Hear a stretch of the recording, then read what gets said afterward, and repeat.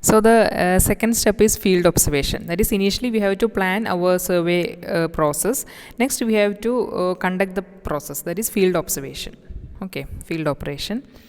And with a good planning and preparation, the field operation should be relatively smooth. That is, if we plan our whole work smoothly, this second stage, that is field operation, will be very simple if we already plan our work. Okay, and it includes two parts, that is field observation and data handling, and it includes three steps.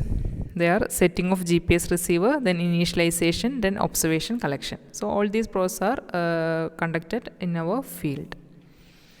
Then first one, setting of GPS receiver, and it involves two steps, that is centering and leveling of antenna. Okay, then connection of antenna, receiver and external power as well as other accessories. Okay, centering and leveling, then also connection with all the accessories. Then setting an antenna starts with fixing the antenna on a tripod stand.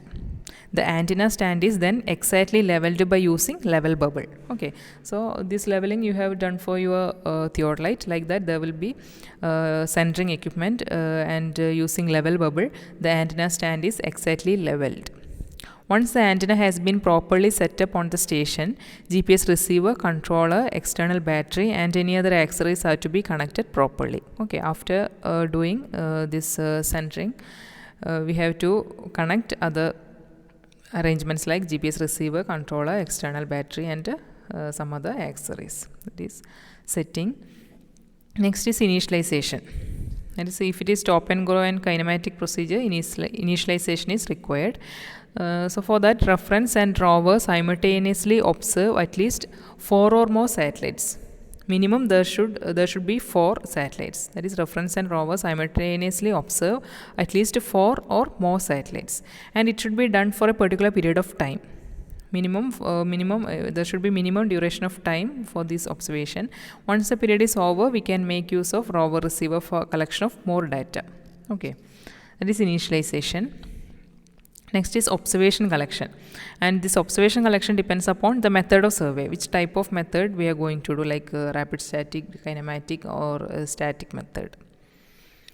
Then data handling, it involves 3 processes, that is in situ data processing, then quality analysis and data transfer. So this is data handling.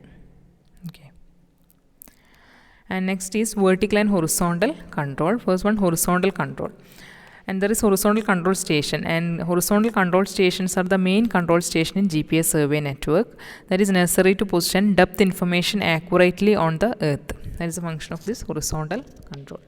The absolute minimum required for a survey, there should be 3 horizontal control stations. There should be minimum of 3 horizontal control stations, and the standard symbol for indicating horizontal control on the project map is a triangle. Okay. For establishing horizontal control stations, the method adopted is to divide the project into 4 quadrants and to choose at least 1 horizontal control stations in each quadrant. There should be minimum of 1 horizontal control for each of this quadrant, and each of them has to be very near to the project boundary. Okay, like that we have to select our horizontal control. For route survey, horizontal control points have to be established at the beginning, at the middle point and at the end points. Okay. Next is vertical control, and this vertical control allows accurate determination of the depth of the sea floor. Okay, stations having a known elevation and are established by competent authorities. So this vertical control is adopted in order to determine the depth of the sea floor, and this station should have a known elevation and are established by some competent authorities. And vertical control stations are symbolized by an open square or circle. Okay. Stations which are sufficient for both horizontal and vertical control are designated by a combination of triangle and a square. For completing GPS network, a minimum of 4 vertical control stations are needed. Minimum there should be 4 vertical control stations in order to complete the GPS network.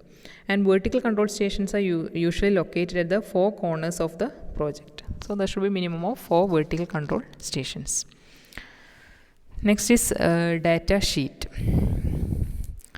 So data sheet means station data sheet should be prepared during the reconnaissance of the existing or nearly established control points. So based on the control points, we have to prepare a data sheet.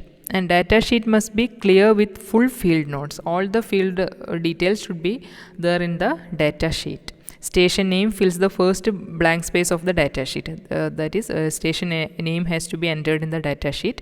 Description of route to the station is the most critical document written during the reconnaissance survey. So all the details that we have collected during the reconnaissance survey has to be entered in the data sheet.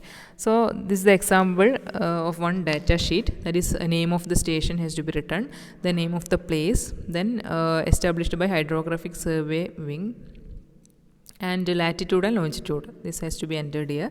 Like that, this is one of the simplest type of data sheet, and there will be more details if it is if the survey is more detailed one.